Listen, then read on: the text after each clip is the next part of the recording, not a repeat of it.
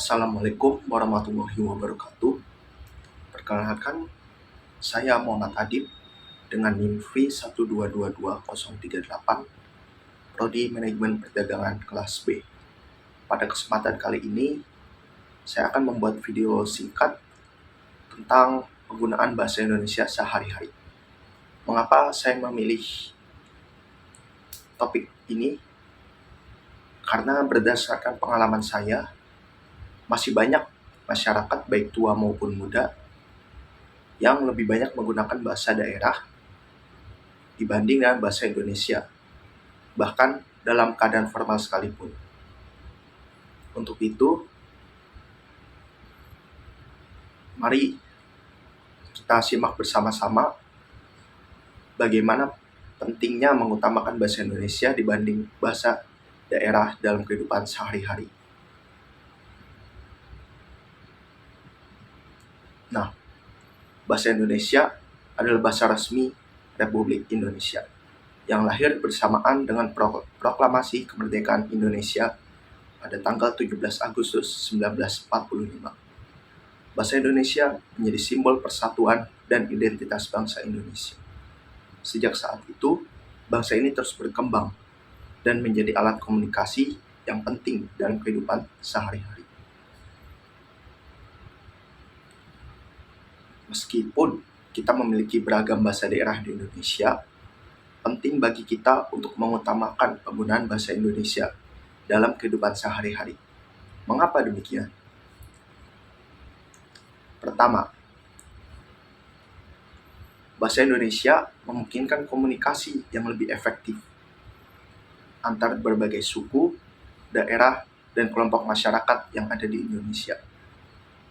Dengan menggunakan bahasa Indonesia, kita dapat saling memahami dan bekerja sama dengan lebih baik. Bahasa ini menjadi jembatan yang menghubungkan kita sebagai satu bangsa sehingga memperkuat persatuan dan kesatuan. Kemudian yang kedua, bahasa Indonesia membantu melestarikan budaya dan tradisi kita sebagai bangsa. Bahasa Indonesia adalah alat penting untuk menjaga keberagaman budaya karena dalam bahasa Indonesia kita dapat menyampaikan dan memahami nilai-nilai, cerita, dan pengetahuan yang telah diturunkan dari generasi ke generasi. Dengan menggunakan bahasa Indonesia, kita dapat mempertahankan kekayaan budaya kita dan mewariskannya kepada generasi mendatang. Kemudian yang ketiga, bahasa Indonesia yang baik dan benar mencerminkan identitas dan martabat kita sebagai warga negara Indonesia. Dengan meningkatkan pemahaman dan penggunaan bahasa Indonesia, kita dapat memperkuat persatuan dan kesatuan bangsa. Ketika kita berbicara dan menulis dengan baik, kita menunjukkan rasa hormat kepada bangsa kita sendiri dan orang lain akan menghormati. Untuk itu, mari kita ajak satu sama lain untuk menggunakan bahasa Indonesia dengan baik dan benar dalam keseharian kita. Berikut adalah beberapa langkah sederhana yang dapat kita lakukan. Yang pertama, membaca dan menulis dalam bahasa Indonesia secara aktif.